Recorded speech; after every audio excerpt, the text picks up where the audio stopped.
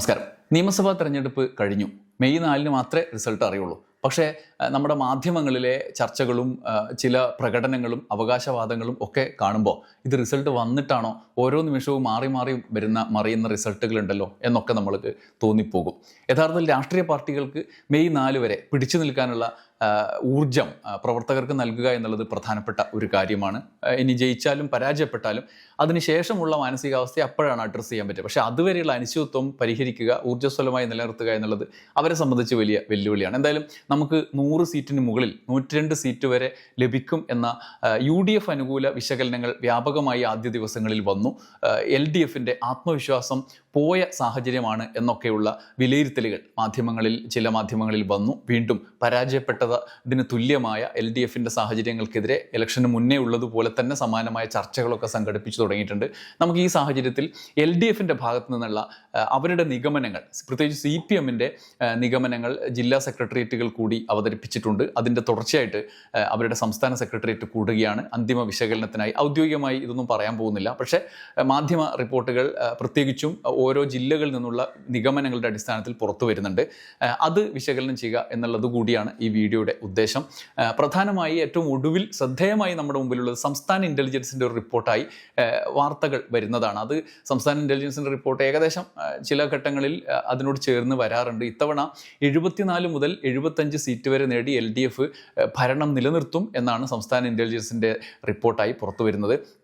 45 ഉറച്ച സീറ്റുകളുണ്ട് എന്നും ബാക്കിയുള്ളവ ആടിക്കളിക്കുന്നവയാണ്, അതിൽ പകുതിയോളം ലഭിക്കും LDFന് എന്നുമുള്ള റിപ്പോർട്ടാണ് വരുന്നത്. അതേസമയം BJPക്ക് നിയമം അവർ വിജയിക്കും എന്നും ഇൻ്റലിജൻസ് പറയുന്നു. അതായി വാർത്തകൾ കാണുന്നുണ്ട്.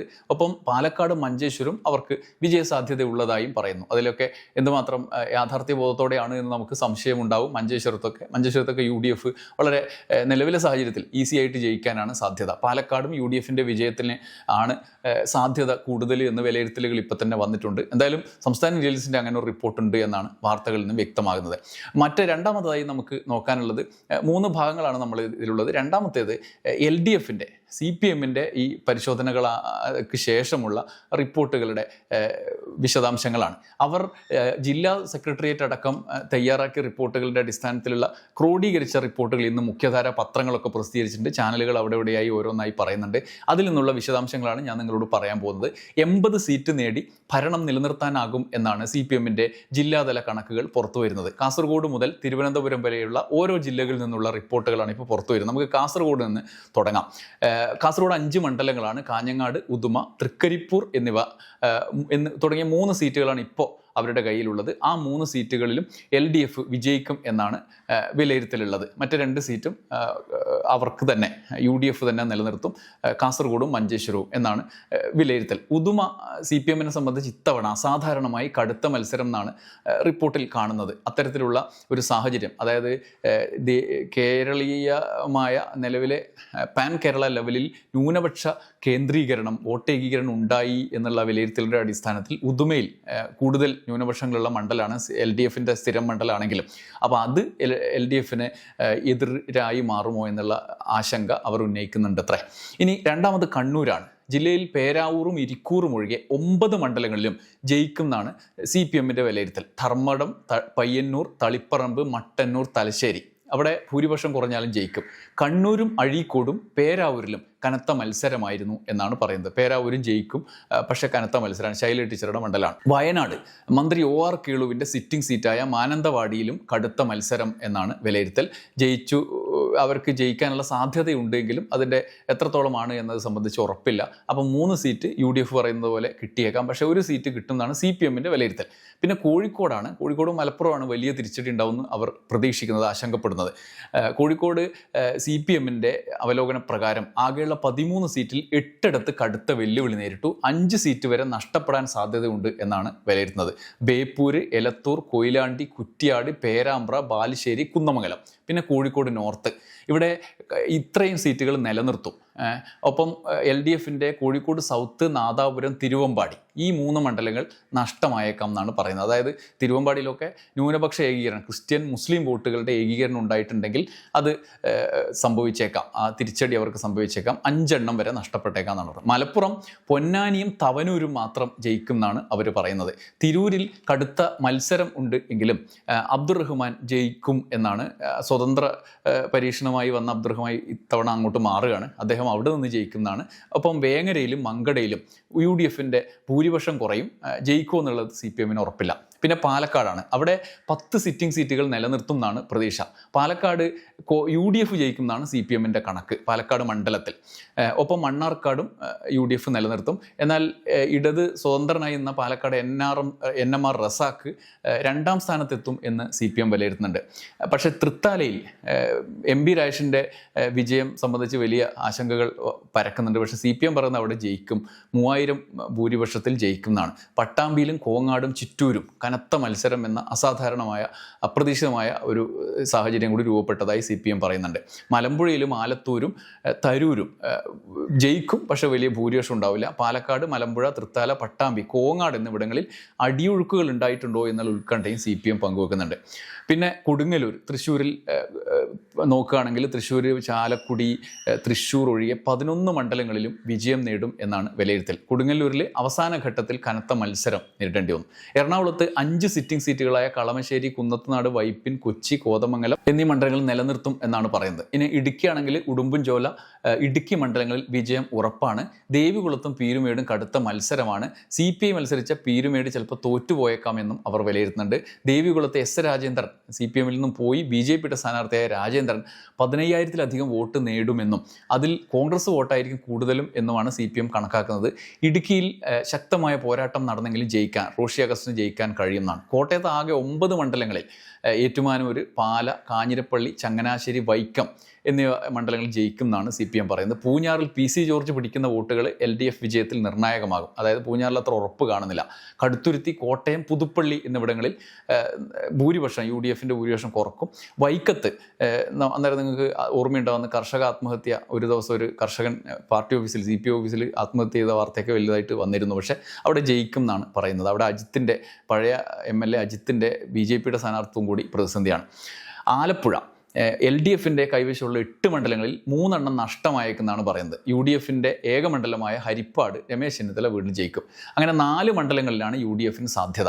LDFിന് നഷ്ടമാകാൻ സാധ്യതയുള്ള ഒരു മണ്ഡലം പിന്നെ CPM വിട്ട് നമ്മുടെ സുധാകരൻ മത്സരിച്ച അമ്പലപ്പുഴയാണ് എന്നാണ് അത്ര വിലയിരുത്തൽ.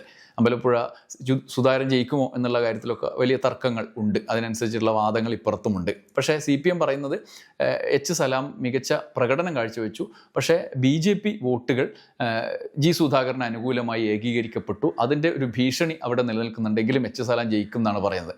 അരൂരും കുട്ടനാടും ജയിക്കുമെന്ന് CPMന് ഉറപ്പില്ല. പിന്നെ പത്തനംതിട്ടയിൽ 5 മണ്ഡലങ്ങളും നിലനിർത്തും ആണ് വിലയിരുത്തുന്നത്. മന്ത്രി വീണ ജോർജ് 7000 വോട്ടിന് ജയിക്കുമെന്ന് CPM ഉറപ്പിക്കുന്നു. കോന്നിയിൽ 8000, റാന്നി, തിരുവല്ല, അടൂർ മണ്ഡലങ്ങളിൽ 5000-ഓളം വോട്ടും ഭൂരിപക്ഷം പ്രതീക്ഷിക്കുന്നുണ്ട്. പിന്നെ കൊല്ലം 6 മുതൽ 9 വരെ സീറ്റുകളിൽ വിജയസാധ്യത ഉണ്ടെന്നാണ് വിലയിരുത്തൽ. ന്യൂനപക്ഷ വോട്ടുകളുടെ കേന്ദ്രീകരണം തന്നെ കൊല്ലത്തും പല മണ്ഡലങ്ങളിലും പ്രതിസന്ധി ഉണ്ടാക്കും എന്നുള്ള ഉത്കണ്ഠ അവർ പ്രകടിപ്പിക്കുന്നുണ്ട്. കൊട്ടാരക്കര, ഇരവിപുരം, CPIയുടെ പുനലൂർ, ചാത്തന്നൂർ, ചടയമംഗലം, ഗണേഷ് കുമാറിൻ്റെ പത്തനാപുരം ഇവിടങ്ങളിൽ വിജയിക്കും എന്നാണ് പറയുന്നത്. കുണ്ടറ, കുന്നത്തൂർ, കൊല്ലം ഈ മണ്ഡലങ്ങളിൽ കടുത്ത മത്സരം. കരുനാഗപ്പള്ളിയിലും ചവറയിലും UDF ജയിച്ചേക്കും എന്നുമാണ് വിലയിരുത്തൽ. പിന്നെ തിരുവനന്തപുരം, കോവളം, നേമം, തിരുവനന്തപുരം സീറ്റുകളിൽ കനത്ത മത്സരമാണ്. UDF സീറ്റായ കോവളത്ത് വിജയപ്രതീക്ഷ കുറവാണ്, വിജയിക്കില്ല. നേമത്ത് 2000 വോട്ടിനും തിരുവനന്തപുരത്ത് 2500 വോട്ടിനും വിജയിക്കുമെന്നാണ് CPM പറയുന്നത്. പക്ഷേ അവിടെ പ്രതിസന്ധിയുണ്ട്. BJP പ്രതീക്ഷ വയ്ക്കുന്ന കഴക്കൂട്ടത്ത് കടകംപള്ളി ജയിക്കുമെന്ന് CPM ഉറപ്പിക്കുന്നുണ്ട്. UDF പ്രതീക്ഷിക്കുന്ന വട്ടിയൂർക്കാവ്, അരുവിക്കര, നെയ്യാറ്റിൻകര ഉൾപ്പെടെ 11 മണ്ഡലങ്ങളിൽ തിരുവനന്തപുരത്ത് ജയിക്കുമെന്നാണ് CPMൻ്റെ വിലയിരുത്തൽ. അങ്ങനെയാണ് ആകെ 80-ഓളം സീറ്റിൽ അധികാരത്തിൽ തുടരും എന്ന് CPM വിലയിരുത്തുന്നത്. ഇതാണ് രണ്ടാമത്തെ കാര്യം. ഇനി UDFിൻ്റെ അവകാശവാദം നമ്മൾ മറ്റൊരു വീഡിയോയിൽ നേരത്തെ പരിശോധിച്ചാണ്. CPM-ൻ്റെ ഈ കണക്കുകളുടെ കൂടി അടിസ്ഥാനത്തിലാണ് ഒരുപക്ഷെ വളരെ റിയലിസ്റ്റിക് ആയിട്ട് CPM സമീപിച്ചു എന്ന് വേണം കരുതാൻ. തിരിച്ചടികൾ ഉണ്ട് എന്നുള്ളത് അവർ ഉൾക്കൊണ്ടുകൊണ്ട് നിലവിലെ 98 സീറ്റിൽ നിന്ന് കാര്യമായ തിരിച്ചടിയേറ്റ് ഈ ഘട്ടത്തിലേക്ക് എത്തും, അതേസമയം ഭരണം നിലനിർത്തും എന്നുള്ളതാണ് അവരുടെ നിഗമനം.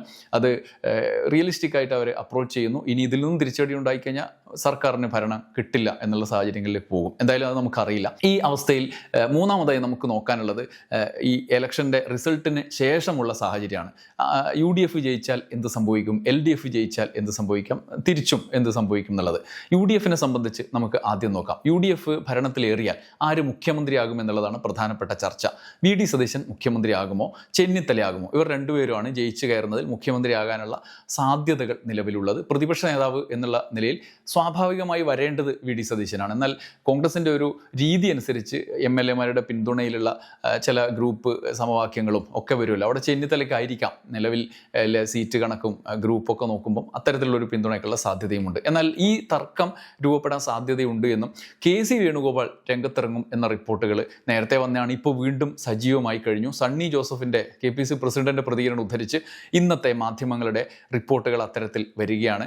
മറ്റൊരാൾ വരുന്നത് അങ്ങനെയാണെങ്കിൽ ഹൈക്കമാൻഡ് അതനുസരിച്ച് തീരുമാനം എടുക്കും എന്നുള്ളതാണ്. ഇനി ഇത് മൂന്നിലും കടുത്ത പ്രതിസന്ധി ഉണ്ടായാലോ? മറ്റൊരു വിദൂര സാധ്യത ചിലർ നിരീക്ഷിക്കുന്നുണ്ട്.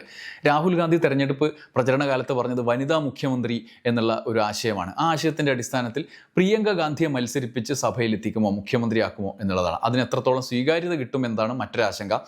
എന്നാൽ നെഹ്റു കുടുംബം എന്നതും കേരളത്തിൽ നിന്നുള്ള MP എന്നതും നേതാക്കളുടെ ആവേശം കൂട്ടും എന്ന് വിലയിരുത്തുന്നവരുണ്ട്. പക്ഷേ പൊതുസമൂഹം അതിനോട് മുഖം തിരിക്കും എന്നത് ഒരു പ്രതിസന്ധിയായി അവർക്ക് മുന്നിലുണ്ട്. ഇനി UDF തോറ്റാൽ സതീശൻ്റെ ഭാവി എന്തായിരിക്കും? അദ്ദേഹം നേരത്തെ പറഞ്ഞ പോലെ വനവാസം എന്നുള്ള വളരെ രാഷ്ട്രീയമായ ഒരു ചിന്ത പങ്കുവച്ചു. അദ്ദേഹത്തെ വിശ്വസിച്ച് തെരഞ്ഞെടുപ്പിൽ പിന്നിൽ അണിനിരക്കുന്ന ആളുകളെ കുഴപ്പത്തിലാക്കുന്നതാണ്. അത്തരം തീരുമാനങ്ങൾ എടുക്കില്ല എന്ന് നമുക്ക് പ്രതീക്ഷിക്കാം. പ്രായോഗിക രാഷ്ട്രീയത്തിൽ ഉള്ള വെല്ലുവിളി മാത്രമായി അതിനെ കരുതാം. പക്ഷേ പ്രതിപക്ഷ നേതാവ് തോറ്റു കഴിഞ്ഞാൽ പ്രതിപക്ഷ നേതാവ് ആരാകും എന്നത് ഒരു പ്രതിസന്ധിയാണ്. നേരത്തെ രമേശ് ചെന്നിത്തല മാറി VD സതീശൻ വന്നു. അടുത്ത തവണ മറ്റൊരാളായി വന്നുകൂടായികയില്ല. ഇതാണ് ഒരു കാര്യം. പിന്നെ ഇതിൻ്റെ എല്ലാം ഉത്തരവാദിത്തം ആരുടെ തലയിൽ വരും, അത്തരത്തിലുള്ള ചർച്ചകളൊക്കെ ഉണ്ട്. ഇനി LDF-ൻ്റെ കാര്യമാണ്. LDF ജയിച്ചാൽ പിണറായി മുഖ്യമന്ത്രിയായി തുടരുന്നതാണ് പൊതുവായൊരു കരുതൽ. ആളുകളൊക്കെ അങ്ങനെയാണ് കരുതുന്നത്. എന്നാൽ പല കാരണങ്ങളാൽ മറ്റൊരാൾ വരാനുള്ള സാധ്യതയും നിലനിൽക്കുന്നുണ്ട്. KK ശൈലജ ടീച്ചറും ജയിക്കും എന്ന CPM-ൻ്റെ ഇപ്പോഴത്തെ വിലയിരുത്തൽ പൊതുവെ വാർത്തകളും അത്തരത്തിൽ വരുന്ന സാഹചര്യത്തിൽ അങ്ങനെ സംഭവിച്ചാൽ, പിണറായി മാറി നിന്നാൽ വനിതാ മുഖ്യമന്ത്രി എന്ന ചരിത്രം രചിച്ച് ശൈലജ ടീച്ചറെ മുഖ്യമന്ത്രിയാക്കാൻ CPM തയ്യാറാകുമോ എന്നുള്ളതാണ്. നിലവിൽ CPM-ലെ നിയമസഭയിലേക്ക് മത്സരിക്കുന്നവരിൽ പിണറായി കഴിഞ്ഞാൽ പാർട്ടിയിലെ ഏറ്റവും സീനിയർ ശൈലജ ടീച്ചറാണ്. കേന്ദ്ര കമ്മിറ്റി എന്നുള്ളതിനപ്പുറത്ത് സീനിയോറിറ്റിയിലും പിന്നാലെ KN ബാലഗോപാലും P രാജുവും ഒക്കെ പിന്നാലെ വരുന്നുണ്ട്. ഇനി ഹൈറാർക്കി എല്ലാം മറികടന്ന് പണ്ട് ഗൗരിയമ്മയും സുശീല ഗോപാലിനും ഒക്കെ നേരിട്ടതുപോലുള്ള അനുഭവത്തിൻ്റെ തുടർച്ചയായി ശൈലജ ടീച്ചറെ മാറ്റി നിർത്തി KN ബാലഗോപാലോ P രാജീവോ പരിഗണിക്കപ്പെടുമോ എന്നുള്ള ചോദ്യവും ഉയരുന്നുണ്ട്. പിണറായി തന്നെ തുടരുകയാണെങ്കിൽ ആ പ്രശ്നങ്ങളൊന്നും വരുന്നുമില്ല. എന്നാൽ പുറത്തു നിന്ന് ഒരാൾ വരാനുള്ള സാധ്യത അതിവിരളവുമാണ്. എന്തായാലും നിലവിലെ പോളിംഗ് ശതമാനത്തിൻ്റെ ബലത്തിൽ UDF-ഉം ചില മുഖ്യധാരാ മാധ്യമങ്ങളും ചിത്രീകരിക്കുകയും ചർച്ച ചെയ്യുന്നതും പോലെ UDF-ന് അത്ര എളുപ്പത്തിൽ ജയിച്ചു വരിക എന്നത് സാധ്യമല്ല. അവർക്ക് അവരുടെ ഭൂരിപക്ഷത്തിലേക്ക് എത്തുക, 30ഓളം സീറ്റുകൾ അധികമായി നേടുക, നിലവിലെ 42 നിലനിർത്തുക എന്നുള്ളത് പ്രായോഗികമായി എത്രമാത്രം സാധ്യമാണ്, അതിനനുസരിച്ചിട്ടുള്ള ഒരു പ്രതികൂല തരംഗം ഈ സർക്കാരിൻ്റെ മുന്നിൽ ഉണ്ടായിട്ടുണ്ടോ?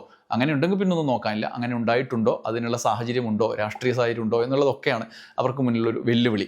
എന്തായാലും SIR ഉണ്ടാക്കുന്ന ഫലം എന്തായിരിക്കും എന്നത് CPM-നെയും ആശങ്കപ്പെടുത്തുന്നുണ്ട്. എന്തും സംഭവിക്കാം. അതുകൊണ്ടുകൂടിയാണ് വലിയ കണക്കുകൂട്ടലുകൾക്ക് അത്ര പ്രസക്തിയില്ലാത്തൊരു ഫലമായിരിക്കും മെയ് 4-ന് വരിക എന്ന് ഉറപ്പിക്കുന്നത്. പോളിംഗ് പെർസെൻറ്റേജിന് അതുകൊണ്ട് തന്നെ പ്രസക്തി കുറയുന്നതും. ആകാംക്ഷ പൂരിപ്പിക്കാനുള്ള കണക്കുകൾ എന്നുള്ളതിനപ്പുറത്ത് വലിയ അവകാശവാദങ്ങൾക്ക് യഥാർത്ഥത്തിൽ ഒരു പ്രസക്തിയുമില്ല എന്ന് ഉറപ്പാണ്. നമുക്ക് മെയ് 4 വരെ കാത്തിരിക്കാം. നന്ദി, നമസ്കാരം.